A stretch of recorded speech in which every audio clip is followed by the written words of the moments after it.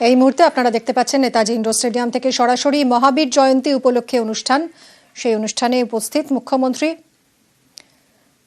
নেতাজি ইন্ডোরে মহাবীর জয়ন্তী উপলক্ষে আজ অনুষ্ঠান, বিশেষ অনুষ্ঠান, এবং সেই অনুষ্ঠানে মুখ্যমন্ত্রী মমতা বন্দ্যোপাধ্যায় এসে উপস্থিত হয়েছেন।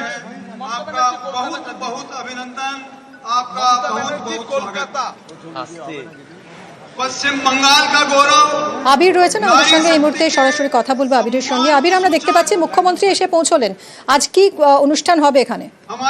বিশ্ব শান্তি ও সৌভাতৃত্বের একটি অনুষ্ঠান, জৈন সম্প্রদায়ের আয়োজিত একটি অনুষ্ঠান। সেই অনুষ্ঠানে যোগ দিতে গেলেন মুখ্যমন্ত্রী মমতা বন্দ্যোপাধ্যায়।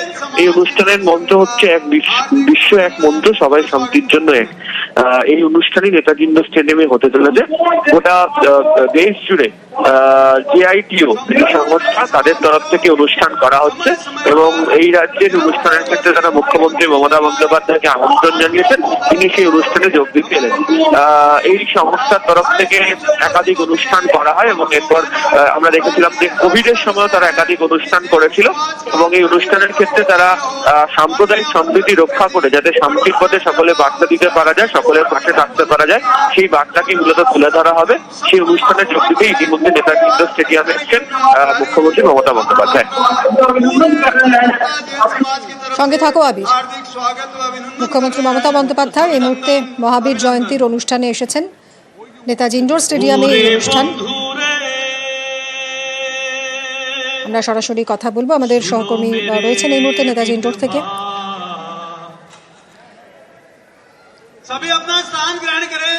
সাম্প্রদায়িক সম্প্রীতি রক্ষার উদ্দেশ্যে এই অনুষ্ঠান, মহাবীর জয়ন্তীর অনুষ্ঠানে মুখ্যমন্ত্রী সরাসরি দেখছেন নেতাজি ইন্ডোর থেকে।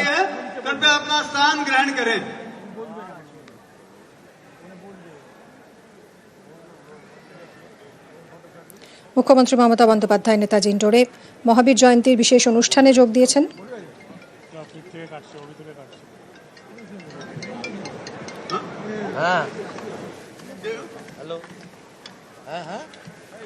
জানি ওইটা তো স্ক্রিন থেকে ছিল, ওইটা স্ক্রিনে ছিল, স্ক্রিন যেখানে বসে আছে পাওয়া যাচ্ছে।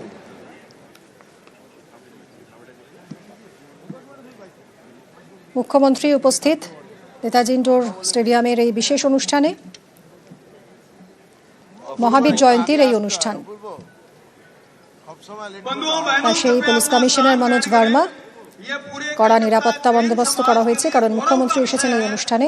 আবিরের সঙ্গে কথা বলবো। আবির, কখন শুরু হবে এই অনুষ্ঠান? অনুষ্ঠানটি ইতিমধ্যেই শুরু হয়ে গেছে, আজকে সকাল থেকে অনুষ্ঠান চলছে। একই সঙ্গে দিল্লিতেও আজকে একই সঙ্গে অনুষ্ঠান শুরু করে দেওয়া হয়েছে। মূলত হচ্ছে এখানে যারা রয়েছেন তাদেরকে আমরা দেখলাম হলে পৌঁছানোর পর মুখ্যমন্ত্রী একাধিক ব্যক্তির সঙ্গে কথা বলেন। তার যে নিজের বিধানসভা কেন্দ্র ভবানীপুর বিধানসভা কেন্দ্র, সেখানকার প্রচুর পরিচিত মানুষজন এখানে যোগ দিয়েছেন এবং তুমি জানো যে ভবানীপুর বিধানসভা কেন্দ্রকেও বলা হয় শহর কলকাতার মধ্যে হচ্ছে মিনি ভারতবর্ষ, তার কারণ বিভিন্ন সম্প্রদায়ের মানুষজন সেখানে থাকে। বিশেষ করে ভবানীপুর বিধানসভা কেন্দ্রের মধ্যে থাকে একাধিক ওয়ার্ড রয়েছে যেখানে এই সম্প্রদায়ের মানুষজন প্রচুর রয়েছেন।